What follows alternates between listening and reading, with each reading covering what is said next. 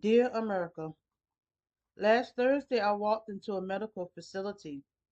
I encountered an older man walking out wearing a red hat with the words, Make America Great Again. In that moment, I felt the weight of history pressing down.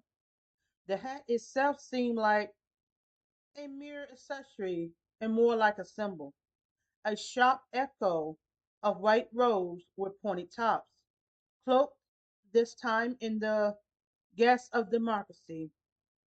Reflecting on this, I am reminded of how, in the 1930s, criminals could openly commit sorceries and still accompany positions of power.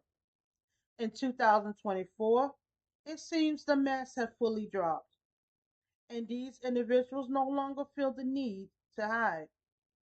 A man with a history marred by associations of fraud, sexual assault, and their increment of violence.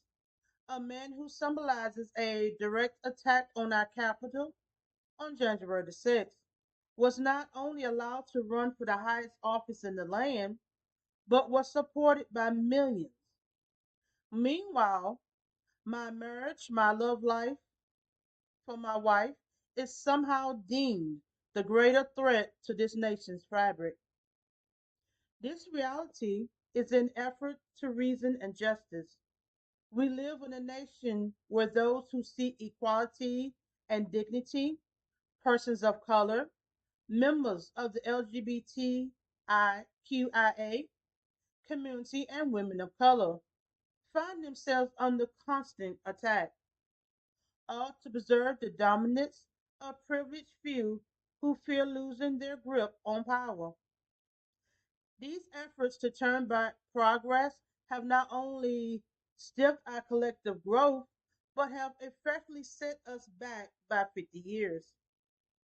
It is infuriating that in a country funded on the ideals of freedom and equality, there is still a community willing to do anything to avoid becoming a minority. This fear has morphed into a relentless, synthetic effort to silence, oppress, and moralize anyone who challenges the status quo.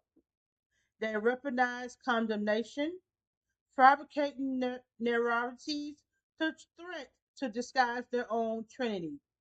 In doing so, they erode the very democracy they claim to defend.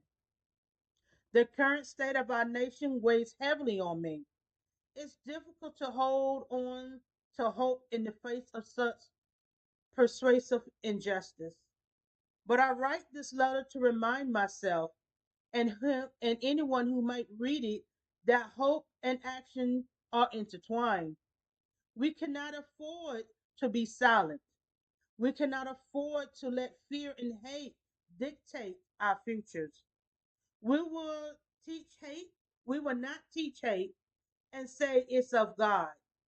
Those of us committed to justice, equality, and progress must continue to fight for ourselves, for each other, and for generations to come.